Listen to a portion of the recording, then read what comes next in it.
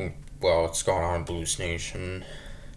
Man, a very disappointing loss tonight, and in a game that we pretty much had to win to keep our slim playoff hopes alive.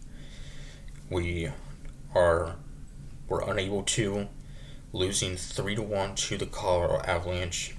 This is a big loss because this really hurts our chances at making the playoffs.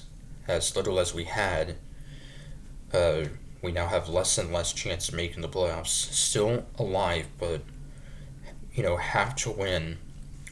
Uh, all of our remaining games.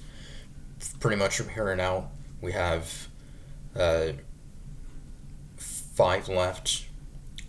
3 of the 5 are at home, which is good. Where we've played very well most of the season, but this was a crushing loss. And we were, of course, we just beat the Avalanche on the road, which is something not many teams had done. We beat them on Sunday, and coming back home, this is just the second time that we've lost in regulation since the Olympic break, and actually I think just the third time overall. So we played so well here at home. Uh, since the Olympic break, we have not allowed many goals. We've only been averaging uh, about 2 goals allowed. Joel Hofer and Jordan Bainson have been so good. And yeah, so the game was scoreless until a little over 16 minutes into the first. Colorado would go up 1-0. Goal scored by Valery Nichushkin, his 16th of the year. And then at the very end of the first period, with 28 seconds to go, Martin Necas with his 37th goal to make it a 2-0 game. The assist by Arturi Lehkonen and Nathan McKinnon, his 72nd assist.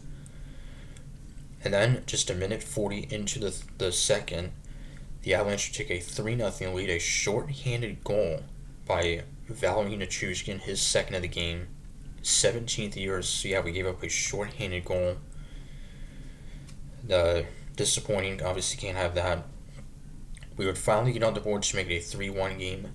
Goal scored by the red-hot Robert Thomas, who now has 4 goals in the last 2 games, as he had a hat-trick Sunday night, and actually now 6 goals in the past 4 games, in which he had 5 goals total on the previous road trip, in 3 of the 4 games against Anaheim and LA. The assist by Jimmy Snuggerud and the rookie Theo Lindstein. So that would make it a 3-1 game heading into the third. So we still, we're only down by 2, had a lot of chances. But Avalanche goalie Scott Wedgwood, who's been one of the best goalies in the league this year with 18 saves. Joel Hofer made 34 saves. Solid. And you had 2 goals by Nichushkin. He had 6 shots on goal. So, and yeah, still have a chance, but really hurt our chances. And also, with the Avalanche, with their win, they have clinched the Central Division and the top seed in the Western Conference with a week left in the regular season. So, yeah, they will be the top seed in the Western Conference. So congrats to them. And the third time in the last 5 years that the Avalanche have won the Central Division. So, of course, they won the Stanley Cup 4 years ago in 2022. So they are probably going to be the favorites to do that this year. So, be back in action Thursday night. We host the Winnipeg Jets, and they also are fighting for their playoff lives. The Jets are. And we are 1-2 against Winnipeg this season. Haven't faced them since January. So the Jets have 80 points.